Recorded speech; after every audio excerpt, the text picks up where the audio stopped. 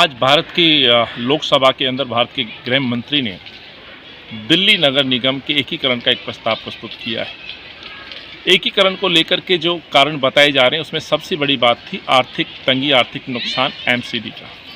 सवाल ये उठता है जब इस मसौदे पर हम नज़र डालते हैं, इस बिल के ऊपर नज़र डालते हैं, तो कहीं पे भी इस आर्थिक नुकसान की भरपाई करते हुए सरकार नहीं दिख रही है। यह नहीं बताया जा रहा है कि एमसीडी यदि नुकसान में होगी तो उसकी पूर्ति कैसे होगी। वर्तमान में यदि हम खर्चे और इनकम को जोड़ें एमसीडी के, तो उसके बावजूद भी मैक्सिमम जो कॉरपोरेशन के खर्चे हैं उसमें से 70% की ही हम ये कह सकते हैं कि 70% ही उसका रेवेन्यू जनरेट कर पा रहा है, यानी कि 30% रेवेन्यू अभी भी शॉर्ट रहेगा।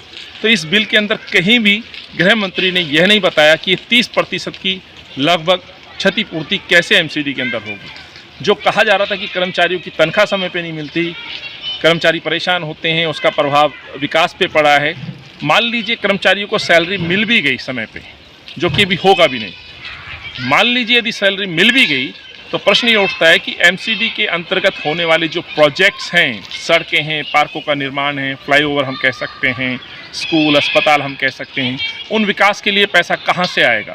ये देश के गृह मंत्री ने उसमें बिल्कुल भी कहीं जिक्र नहीं किया है मसौदे में कि आखिर कहाँ से ये पैसा आएगा। तो जो नीयत है वो साफ दिखती है। अपनी हार को टालने के लिए जिस तरह से देश के गृह मंत्री और भाजपा ने साजिश रची है, जल्दबाजी में जिस तरह से मसौदा प्रस्तुत किया गया है, उसमें एमसीडी की इनकम के सोर्स को नहीं बताया गया है। कोई व्यवस्था नहीं की गई है कि भारत सरकार या राज्य सरकार वो मदद पूरी करेगी या नहीं करेगी।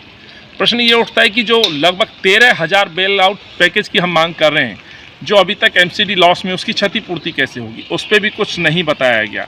तो यहाँ जहाँ भाजपा की नीयत ठीक नहीं है, वहाँ मैं आम आदमी पार्टी से भी कहना चाहता हूँ। कल मैंने उनका भाषण सुना विधानसभा के अंदर, कहीं अरविंद केजरीवाल ने कहीं भी एकीकरण के खिलाफ एक शब्द नहीं बोला। क्यों अरविंद केजरीवाल ने दिल्ली विधानसभा सत्र के अंदर ये प्रस्ताव पास करके क्यों देश के गृह मंत्री पार्लियामेंट में नहीं भेजा? तो प्रश्न मैं अरविंद से ही पूछना चाहता हूँ, केवल राजनीति करेंगे, बयानबाजी करेंगे, या राज्यसभा के अंदर आपके सांसद उस बिल के समर्थन में खड़े होंगे या विरोध में खड़े होंगे, या केवल एक ट्वीट करके मात्र विरोध दर्ज कर देंगे? क्या अमित शाह और भाजपा से इतने डरते हैं अरविंद केजरीवाल की दिल्ली को बचाने के लिए आज दिल्ली का जो एकीकरण का बिल प्रस्तुत किया गया है, जो केवल और केवल जनता को परेशान करने वाला बिल होगा? जिस सोच के साथ कांग्रेस ने ये बिल बनाया था, शीला जी ने और कांग्रेस ने बिल बनाया था, 3 कॉरपोरेशन का उद्देश्य था कि लोगों को बेहतर प्रशासन देना, कर्मचारियों को, अधिकारियों को और नेताओं को जनता के बीच पहुंचाना।